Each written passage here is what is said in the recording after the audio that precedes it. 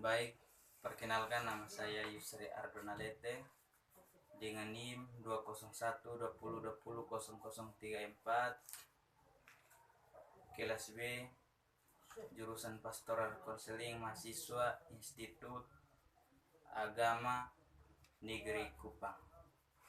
Dalam video kali ini saya akan membawa materi tentang 10 istilah FD Walem. Istilah yang pertama adalah Pemuda Bagi Kristus. Satu lembaga pekabaran Injil pemuda asal usulnya dan gerakan hidup pemuda nasional di London pada tahun 1911. Kegiatannya sangat mencolok, terjadi pada tahun 1940-an hingga 1950-an. Gerakan ini didirikan pada tahun 1945. Beberapa pemimpin yang terkenal adalah Charles Torrey dan Billy Graham. Istilah yang kedua adalah pemujaan salib kebenaran.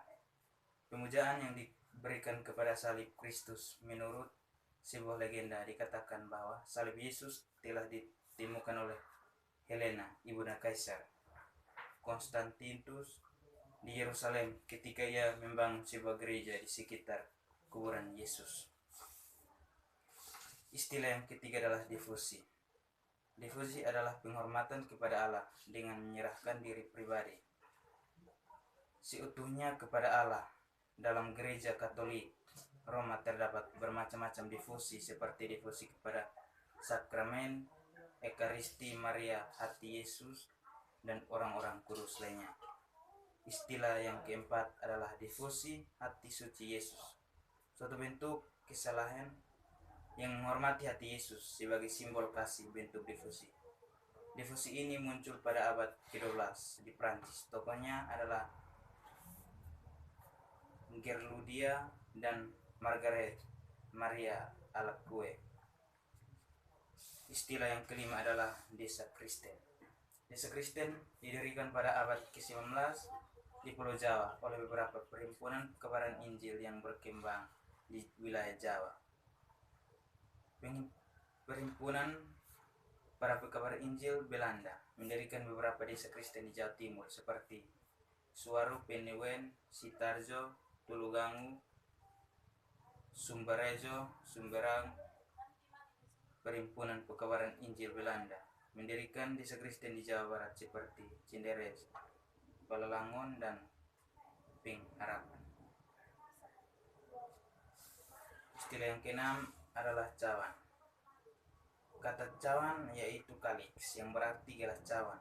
Dalam gereja pemakaian kata ini menunjukkan pada gelas atau cawan yang dipergunakan untuk mengisi air anggur yang dikonsentrasikan sewaktu perjamuan kudus.